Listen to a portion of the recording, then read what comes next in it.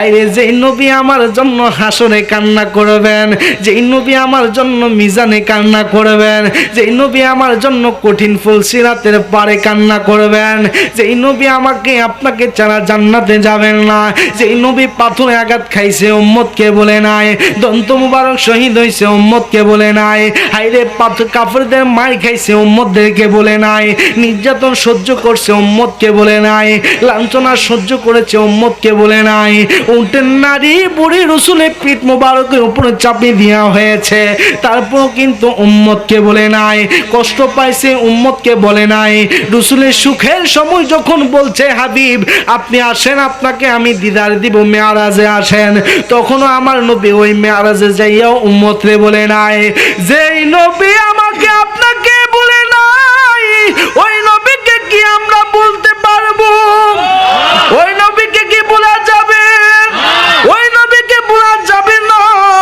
কেন? কবরে আমার আপনার সন্তান কোনো কাজে আসবে না। যেই বিবি আপনি না আসলে খানা খায় না, যেই বিবি আপনি ঘরে না আসলে ঘুমাইতে ভালো লাগে না, যেই বিবি আপনি না আসলে অপেক্ষা করে আপনার জন্য কখন আপনি বাসায় আসবেন, যেই বিবি আপনার অপেক্ষা চলমান থাকে, যেই সন্তানের জন্য মাথার গাম পায়ে পালাইলেন, এই শরীরের রক্তটাকে পানি কইরা ফালাইলেন, পরের বাড়ি বদলা দিলেন, রিক্সা চালাইলেন, ভ্যান চালাইলেন, হাইরে মাঠে খামারে রোদে পইরা মেঘে পইরা আপনি কাজ করেছেন, ওই সন্তানও কিন্তু আপনার কোনো কাজে আসবে না। আপনার আদরে বিবি আপনি কোনো কাজে আসবে না। হাইরে কবি বলে মায়ের কান্দন যাবজ্জীবন, হাইরে এক দুই দিন বোনের কান্দন, হাইরে ওই দিন কিন্তু মাও কোনো কাজে আসবে না, বাবা কোনো কাজে আসবে না। সন্তান ডাক দিয়া কইব মা গো,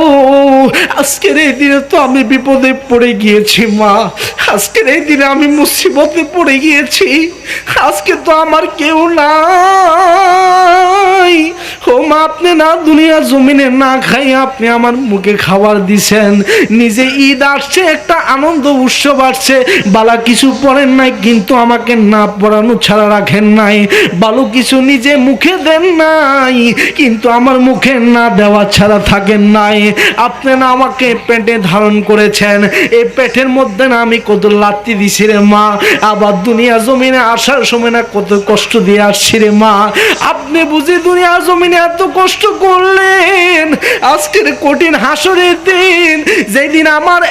একটা সুরমার কাঠি পরিমাণ উপরে সূর্যের তাপ থাকবে রে বাবা। আরে সূর্যের তাপ কত উপরে, হাইরে কত হাজার হাজার মাইল উপরে, কিন্তু সূর্যের তাপটা দুনিয়া জমিনে লাগলে কেমন জানি মাথাটা ঘুরান শুরু কইরা দেয়, ঠিক না বাবা? হায় মাঠে যা কাজ করার জন্য, হায় সূর্যের আলো লাগলে তার মাথা আউট হয়ে যায়, হায়রে কাজ করার জন্য মাঠে যাই, সূর্যের এত তাপমাত্রা দেখলে তার কাজের মধ্যে মনোযোগ বসে না, অনেকের আবার মাথা ঘুরান দিয়ে পড়ে যায়, অনেকের আবার কষ্ট অনুভব হয়। কিন্তু একটা বার ভাবেন রে বাজান, যেই দিন আপনার আমার কেউ থাকবে না, দুনিয়ার কোনো বন্ধু থাকবে না, বান্ধব থাকবে না, আপন বিবি থাকবে না, সন্তান থাকবে না, আপন আম্মা আব্বা থাকবে না, যেই দিন কঠিন মুসিবতের দিন আপনাকে উলঙ্গ খতনা বিহীন ছাড়া উঠাবে। আম্মা জান আয়েশা ডাক দিয়া কয়, ইয়া রাসূলুল্লাহ, ইয়া হাবিবাল্লাহ, নবী গো, ও মায়ার নবীজি, আপনি না বলেছেন আমরারে খতনা বিহীন উঠানো হবে, খতনা বিহীন উঠাইলে কি আমাদের লজ্জা লাগবে না? খতনা বিহীন উঠাইলে কি আমরার কাছে খারাপ লাগবে না? হাইরে ভাই ভাই সামনে দিয়া থাকবে, বোন ভাইয়ের সামনে থাকবে, সন্তান বাবার সামনে থাকবে, বাবা সন্তানের সামনে থাকবে, মেয়ে মায়ের সামনে থাকবে, মা মেয়ের সামনে থাকবে, দুনিয়ার মানুষ একজন আরেকজনের সামনে থাকবে, কিন্তু আমাদের কাছে কি কোনো শরম লাগবে না? আমার নবী ডাক দিয়া কই, ও আয়েশা রে, ও আয়েশা, শুনে নাও শুনে নাও শুনে নাও, ওই কঠিন কিয়ামতের দিন, হাসরের দিন এত ভয়াবহ হবে, ওই কঠিন কিয়ামতের দিন এত ভয়াবহ হবে, তোমার সামনে তোমার মা আছে, তোমার সামনে তোমার বাবা আছে, তোমার সামনে তোমার ভাই আছে, তোমার সামনে তোমার বোন আছে, আরে মা আছে না, বাবা আছে, বিবি আছে না, সন্তান আছে, কে আছে না আছে এত কিছুর দিকে দেখার সময় থাকবে না, শুধু তোমার একটাই মাথায় থাকবে, আরে ইয়া নাফসি ইয়া নাফসি ইয়া নাফসি, কি করলাম কি করলাম, আমার কি হবে কি হবে, জান্নাত পাবো নাকি জাহান্নাম পাবো, তুমি জান্নাত পাবো নাকি জাহান্নাম পাবো, ইয়া